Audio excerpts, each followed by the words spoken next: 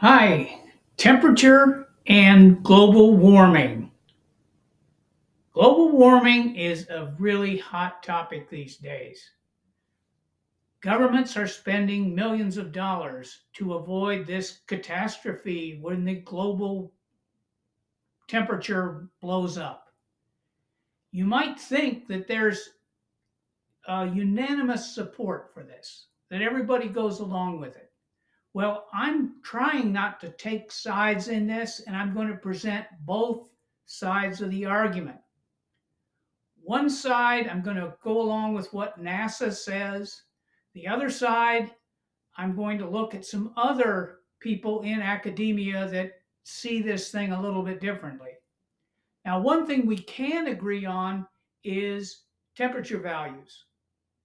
Outer space, molecules pretty much stop moving unless they've got some heat source out there.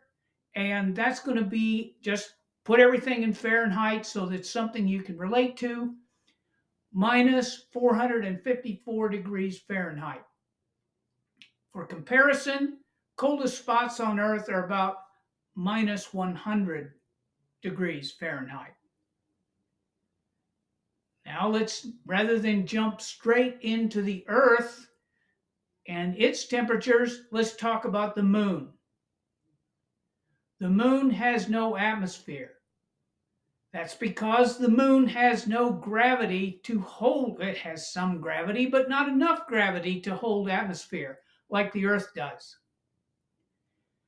A day on the moon lasts about 14 and a half days, and the night lasts about the same amount. So remember, we did say that the moon spins. It just happens to spin, so it's always looking at the same part on Earth. The lunar day, you'll find that that's going to be about 250 degrees Fahrenheit. Boiling water is 212 degrees. So 250 degrees, that's pretty much unbearable. During the evening or the night on the lunar surface, negative 208 degrees Fahrenheit. So that's 100 degrees colder than the coldest place on Earth. Now, if you average those two temperatures out, those two huge extremes, as far as we're concerned, you get a nice 21 degrees Fahrenheit, which you could handle that. But with those extremes, you can't figure that out. Now, if the atmosphere on Earth can change that, how much is it going to change if we don't have these things called greenhouse gases? We don't have the evil greenhouse gases, the CO2 that man is producing from his plants and ruining the earth. If there were no greenhouse gases, then the average temperature on the earth would be about minus 4 degrees Fahrenheit. Minus 4 degrees Fahrenheit. Now that's the average. That means when you're at the North or South Pole, it's going to be a lot colder than that minus 4 degrees. And there'll be other places that are warmer than that. But an average is going to be minus 4 degrees C, below zero. So that's not going to be a very pleasant thing. Certainly, there won't be any global warming in that case. So let's add the current level of greenhouse gases. Now we have a temperature of about average temperature of about 57 degrees Fahrenheit. So that certainly sounds livable. Some places are going to be a lot colder than 57 degrees. Some places are going to be a lot warmer than 57 degrees. And I think you know what those ranges are. 102 degrees Fahrenheit in Phoenix or minus 98 degrees Fahrenheit when you're on the North or South Pole. Greenhouse gases. How does that work? You have mostly nitrogen, mostly oxygen in the air, 78% nitrogen, 20% oxygen. What about those? If you leave those just the same, and that's the only gases you have in the atmosphere, you certainly can live on that. The plants can use the nitrogen and the oxygen we can breathe. But whoops, when we breathe out, that's going to be CO2. So I guess we're adding greenhouse gases. Anyway, those gases let the sunlight pretty much go straight through. The gases that are called greenhouse gases, they absorb energy from the sun and then they spit it back out again. They re-radiate that energy so that re-radiation is going to heat up the air. So those greenhouse gases are what everyone's talking about. Now, if we talk about the greenhouse gases, the biggest one is water vapor, of which there is a lot of water vapor. So water vapor is here to stay. The oceans evaporate, and that gives us a water vapor out in the sky. And that water vapor absorbs energy and re-radiates that energy. That's the big one. Now, the next big one, the evil one, is carbon dioxide. Carbon dioxide is 0.04% on average in the atmosphere. 0.04%? How can that make such a big difference? Other greenhouse gases are much less than that 0.04%. Methane is one of the greenhouse gases that's also mentioned. Nitrous oxide is another one, but those are smaller in quantity even than the carbon dioxide, which is the big one after water vapor.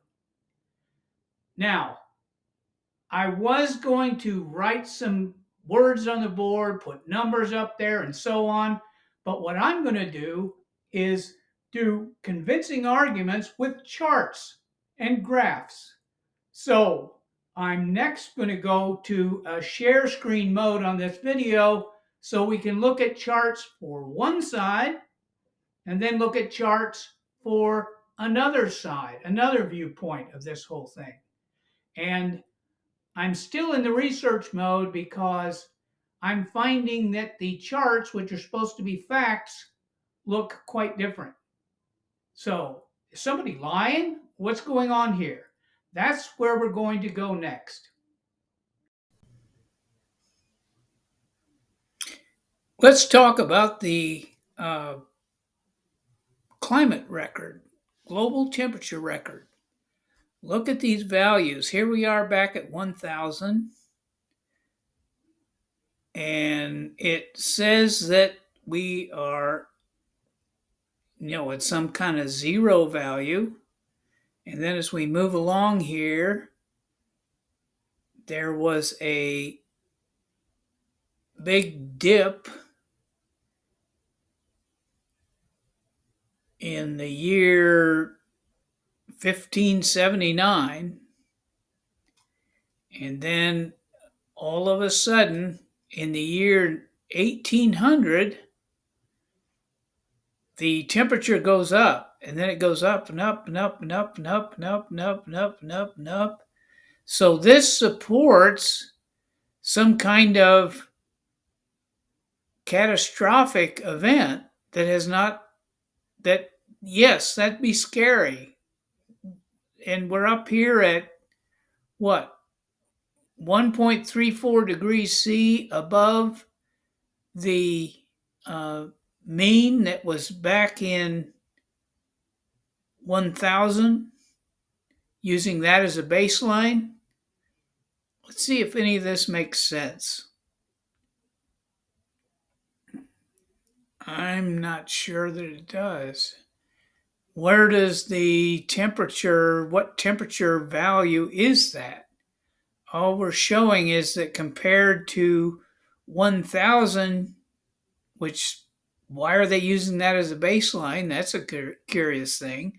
But we're up to 1.34. And in recent news articles, they say if we hit 1.5, then all heck will break loose. So let me show you another diagram from somebody else that claims he's got the facts, and let's compare those.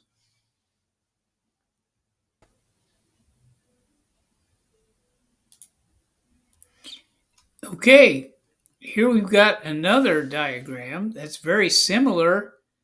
Well, it's not similar, other than the fact that it starts at the year 1000 as kind of a baseline, and then it goes on up to the present. Now, watch this one. What is going on? These dips don't seem to match that other diagram, and we have this huge peak at 1600. How come this one shows a peak at 1600 and the other one didn't? Who is telling the truth and who is lying? That's what I need to figure out. And I'm not sure why this thing levels out here. It doesn't go anywhere from 1800 to the present. I don't understand this. How can this be a straight line?